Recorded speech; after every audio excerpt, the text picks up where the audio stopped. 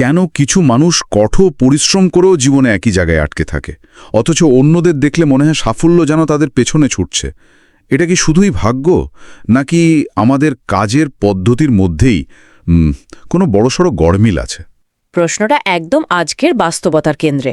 আমরা সবাই তো হাসেল কালচার বা দিনরাত খাটার কথা শুনি, কিন্তু শুধু খাটুনিটাই যদি সাফল্যের চাবিকাঠি হতো, তাহলে তো দুনিয়াটা অনেক অন্যরকম হতো। একদম। আসল সমস্যাটা সম্ভবত পদ্ধতির, ভাগ্যের নয়। ঠিক এই পদ্ধতির ব্যাপারটাই ঘাঁটতে আজ আমরা এমন একটা বই নিয়ে কথা বলবো যা কয়েক দশক ধরে বেস্টসেলার তালিকার শীর্ষে। সত্যি বলতে সেলফ হেল্প দুনিয়ার একটা রকস্টার বই এটা। স্টিফেন কোভির লেখা the 7 habits of highly effective people. হ্যাঁ, এখন অনেকেই হয়তো বইটার নাম শুনেছেন বা মূল বিষয়গুলো জানেন। তাই আজকে আমাদের উদ্দেশ্য শুধু অভ্যাসগুলো কি তা বলা নয়, বরং এই ডিজিটাল যুগে এই চূড়ান্ত ব্যস্ততার সময় দাঁড়িয়ে অভ্যাসগুলো কতটা প্রাসঙ্গিক, আর কেন আমরা এগুলো জানা সত্ত্বেও প্রয়োগ করতে পারি না। ঠিক সেই গভীরে যাওয়া। চমৎকার একটা পয়েন্ট, কারণ বইটার মূল দর্শনটাই খুব আলাদা। এটা কোনো দ্রুত সফল হওয়ার টিপস জাতীয় বই নয়। কোভি শুরুতেই একটা দারুণ ধারণার কথা বলেন, যাকে তিনি নাম দিয়েছেন inside out approach. Inside out approach মানে হলো বাইরের পরিস্থিতি বা অন্য মানুষকে বদলানোর চেষ্টা করার আগে পরিবর্তনটা শুরু করতে হবে নিজের ভেতর থেকে, আমাদের চরিত্র, আমাদের দৃষ্টিভঙ্গি, আমাদের অভ্যাস থেকে। তার মানে নিজের ভেতরের অপারেটিং সিস্টেমটা আগে আপগ্রেড করতে হবে। ঠিক তাই। তাহলে চলুন এই আপগ্রেডের প্রক্রিয়াটা কিভাবে সাজানো হয়েছে সেটা দেখে নেওয়া যাক। কোভি পুরো যাত্রাকে 3টে ধাপে ভাগ করেছেন।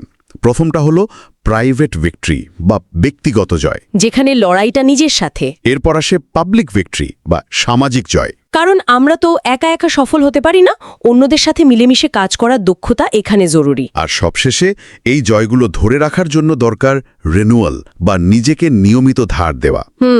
তাহলে চলুন প্রথম ধাপে ঝাঁপ দেয়া যাক, ব্যক্তিগত জয়ের দুনিয়ায়।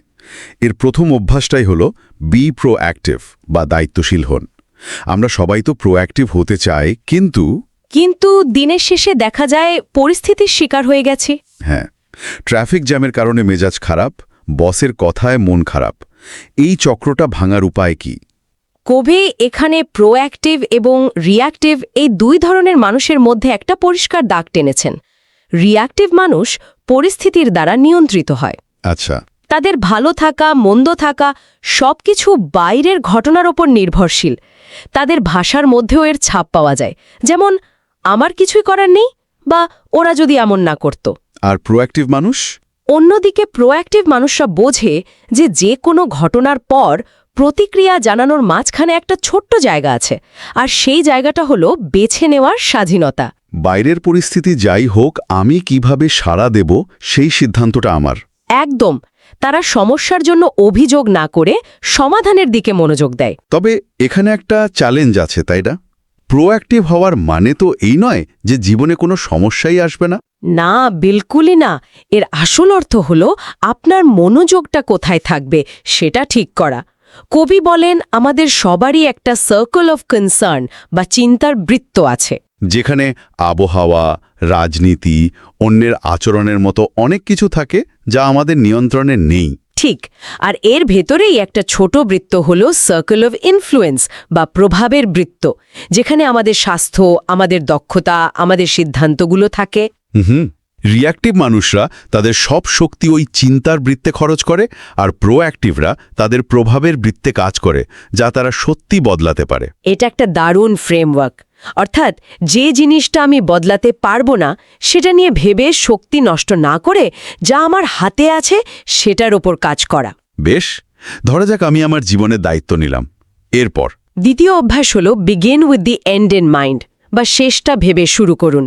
শুনতে খুব আকর্ষণীয় লাগলেও এর আসল মানেটা কি? এর মানে হলো জীবনের প্রতিটি কাজ শুরু করার আগে নিজের চূড়ান্ত লক্ষ্যটা কি সেটা পরিষ্কারভাবে জানা। কবি এখানে একটা খুব শক্তিশালী রূপক ব্যবহার করেছেন, ভুল দেয়ালে লাগানো মইয়ের গল্প। ও হ্যাঁ, ভাবুন তো, আপনি একটা মই বেয়ে ওঠার জন্য পাগলের মতো খাটছেন, খুব দ্রুত উঠছেন, কিন্তু একদম চূড়ায় পৌঁছে দেখলেন যে মইটা ভুল দেয়ালে লাগানো। সব পরিশ্রম বৃথা। আপনার সব দক্ষতা, সব খাটুনি বৃথা গেল। এটা তো আমাদের অনেকের সাথেই হয়। আমরা ব্যস্ত থাকি, কিন্তু সেই ব্যস্ততার শেষ কোথায় তা জানি না। এটা আমাকে অনেক কোম্পানির কথা মনে করিয়ে দেয়, যাদের দেওয়ারে খুব সুন্দর মিশন স্টেটমেন্ট ঝোলানো থাকে। কিন্তু তাদের দৈনন্দিন কাজে তার কোনো প্রতিফলনই দেখা যায় না। ব্যক্তিগত জীবনেও তো একই ভুল হতে পারে। ঠিক তাই। আর এই ভুলটা এড়ানোর জন্যই কবি ব্যক্তিগত মিশন স্টেটমেন্ট তৈরির কথা বলেন। তিনি একটা কঠিন কিন্তু খুব জরুরি প্রশ্ন করতে বলেন। কি সেটা?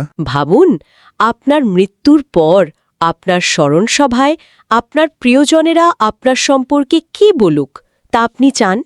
একজন বন্ধু হিসাবে, পরিবারের সদস্য হিসাবে বা সহকর্মী হিসাবে আপনাকে তারা কিভাবে মনে রাখুক? এটা তো বেশ গভীর প্রশ্ন। এই উত্তরগুলোই কিন্তু আপনার জীবনের আসল মূল্যবোধ আর লক্ষ্যগুলোকে চিনিয়ে দেবে। আর সেই শেষটা মাথায় রেখে যদি আজকের দিনটা শুরু করা যায়, তাহলে ছোট ছোট সিদ্ধান্তগুলো আর অর্থহীন মনে হবে না। তার মানে জীবনের একটা জিপিএস সেট করে নেওয়া। আচ্ছা, জিপিএস তো সেট হলো, কিন্তু প্রতিদিনের হাজারো কাজের ভিড়ে, ইমেলের চাপে আর ডেডলাইনের তাড়ায় হ্যাঁ, সেই লক্ষ্যের দিকে এগোনোটা তো সহজ নয়। এখানেই বোধহয় তৃতীয় অভ্যাসটি আসে, পুট ফার্স্ট থিংস ফার্স্ট। গুরুত্বপূর্ণ কাজ আগে করুন। কিন্তু আমাদের চাকরিতে বা ব্যবসায় তো বেশিরভাগ সময়ে জরুরি কাজগুলোই প্রাধান্য পায়। তাহলে এই গুরুত্বপূর্ণ কাজের জন্য সময় বের করাটা কি আদৌ বাস্তবসম্মত? এটাই সবচেয়ে বড় চ্যালেঞ্জ। আর এর সমাধানের জন্য কবি আমাদের সময় ব্যবস্থাপনার ধারণাটাকেই বদলে দেন। তিনি কাজগুলোকে দুটো অক্ষ বরাবর ভাগ করেন, একদিকে আর্জেন্ট বনাম নট আর্জেন্ট, আর অন্যদিকে ইম্পর্ট্যান্ট বনাম নট ইম্পর্ট্যান্ট। একদম। এতে 4টি কোয়াড্রেন্ট বা ভাগ তৈরি হয়।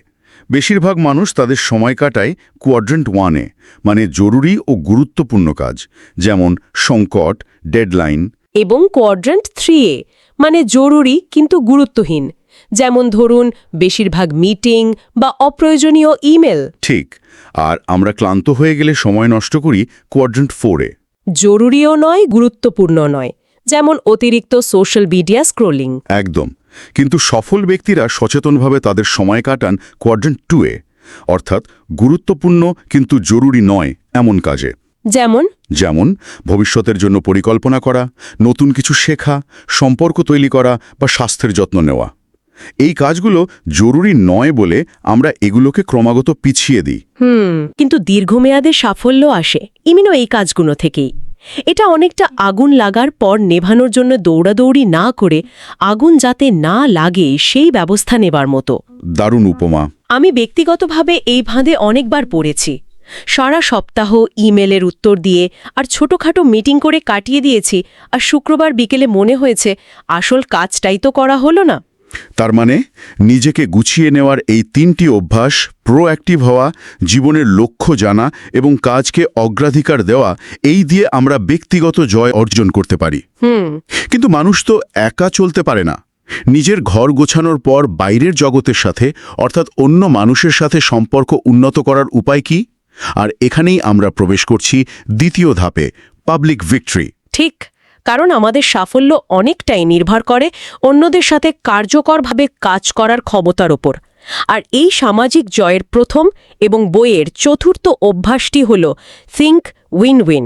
উভয়ের জয়ের কথা ভাবুন।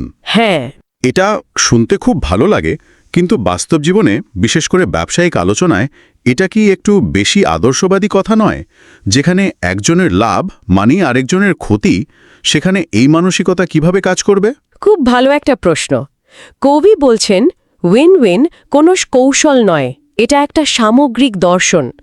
আমাদের মাথায় 6 ধরনের মানসিকতা থাকতে পারে। উইন লুজ মানে আমি জিতব, তুমি হারবে, যা খুব প্রতিযোগিতামূলক। হ্যাঁ। তারপর আছে লুজ উইন মানে তুমি জেতো আমি হারি, যা আত্মত্যাগের শামিল। আছে লুজ লুজ মানে দুজনেই হারব, শত্রুতার ফল। একদম। কিন্তু দীর্ঘস্থায়ী সম্পর্ক বা ব্যবসার জন্য একমাত্র পথ হল উইন উইন। আর যদি কোনোভাবেই উভয়ের জয়ের সমাধান না পাওয়া যায়, তাহলে সবচেয়ে ভালো বিকল্প হল win win or no deal. Interesting. No deal অর্থাৎ এমন কোনো চুক্তি না করা যেখানে একজন ক্ষতিগ্রস্ত হবে। কারণ একটা উইন লুজ চুক্তি হয়তো আপনাকে স্বল্প মেয়াদে জিতিয়ে দেবে, কিন্তু এটা সম্পর্ক এবং বিশ্বাসকে নষ্ট করে, যা দীর্ঘমেয়াদে আপনারই ক্ষতি করবে। তার মানে স্বল্পমেয়াদী লাভের চেয়ে দীর্ঘমেয়াদী সম্পর্ককে বেশি গুরুত্ব দেওয়া। এই বিশ্বাস আর সম্পর্ক তৈরির জন্য পরের অভ্যাসটি অর্থাৎ পঞ্চম অভ্যাসটি আমার মতে সবচেয়ে জরুরি এবং সবচেয়ে কঠিন। Seek first to understand, then to be understood. আগে অন্যকে বুঝুন, তারপর নিজেকে বোঝান। আমাদের সবারই তো নিজের কথা বলার একটা তীব্র তাগিদ থাকে। শোনার ধৈর্য কজনের আছে? একদম। আমরা শোনার জন্য শুনি না, উত্তর দেওয়ার জন্য শুনি। কভি খানে এমপ্যাথিক লিসেনিং বা সহানুভূতির সাথে শোনার কথা বলেছেন। তিনি একটা অসাধারণ উপমা দিয়েছেন, ডাক্তারের উপমা। আচ্ছা। ভাবুন, আপনি চোখের সমস্যা নিয়ে একজন ডাক্তারের কাছে গেলেন, আর তিনি আপনার সমস্যাটা বিস্তারিত না শুনেই নিজের চশমাটা খুলে আপনাকে দিয়ে বললেন, এটা পরে দেখুন, আমার তো খুব ভালো কাজ হয়। কখনোই না। আমি তো ভরসা করতেই পারবো না, কারণ তিনি তো আমার সমস্যাটাই নির্ণয় করেনি। আমাদের সম্পর্কগুলোতেও আমরা ঠিক এই ভুলটাই করি। অন্যের সমস্যাটা গভীরে না বুঝেই আমরা সমাধানের ঝুলি নিয়ে ঝাঁপিয়ে পড়ি। কিন্তু যখন আমরা সত্যি সত্যি মন দিয়ে শুনি, প্রশ্ন করি এবং তার পরিস্থিতিটা অনুভব করার চেষ্টা করি, তখন অপরপক্ষ অনুভব করে যে তাকে গুরুত্ব দেওয়া হচ্ছে, তাকে বোঝা হচ্ছে। এর মাধ্যমে একটা সাইকোলজিক্যাল এয়ার বা মানসিক স্বস্তির জায়গা তৈরি হয়। আর যখন কেউ অনুভব করে যে আপনি তাকে বুঝেছেন, তখন সেও আপনার কথা শোনার জন্য অনেক বেশি প্রস্তুত থাকে। ঠিক তাই। তার মানে বোঝানোর সেরা উপায় হলো আগে বোঝা। আচ্ছা, এই বোঝাপড়া তৈরি হওয়ার পর আসে ষষ্ঠ অভ্যাস, সিনার্জাইজ বা সমন্বয় সাধন করুন। এটা তো কর্পোরেট জগতে খুব প্রচলিত একটা বাজওয়ার্ড। এর আসল মানেটা কি? এটা কি শুধু টিমওয়ার্কের একটা গালভরা নাম? টিম ওয়ার্কের চেয়েও এটা গভীর। সিনার্জির মূল ধারণাটা হল 1+1 = 3। 1+1 = 3? মানে দুজন মানুষ যখন একসাথে খোলামেলাভাবে কাজ করে, তখন তাদের মিলিত ফলাফল তাদের তানিপট্টা কাজের যোগফলের চেয়েও বেশি হয়। এর ভিত্তি হল ভিন্নতাকে সম্মান করা এবং তাকে কাজে লাগানো। ভিন্নতাকে সম্মান করা? হ্যাঁ, আমরা প্রায়ই আমাদের থেকে ভিন্ন মতের মানুষকে এড়িয়ে চলি বা তাদের ভুল প্রমাণ করার চেষ্টা করি। কিন্তু সিনার্জি বলে যে দুটো ভিন্ন দৃষ্টিভঙ্গি যখন সততা এবং শ্রদ্ধার সাথে মিলিত হয়, তখন এমন নতুন এবং উন্নত সমাধান বেরিয়ে আসে যা একা কেউ ভাবতে পারত না। বাহ! এটা হলো সেই মুহূর্ত যখন একটি দল একসাথে এমন কিছু তৈরি করে যা দলের কোনো সদস্য একা কল্পনাও করতে পারত না।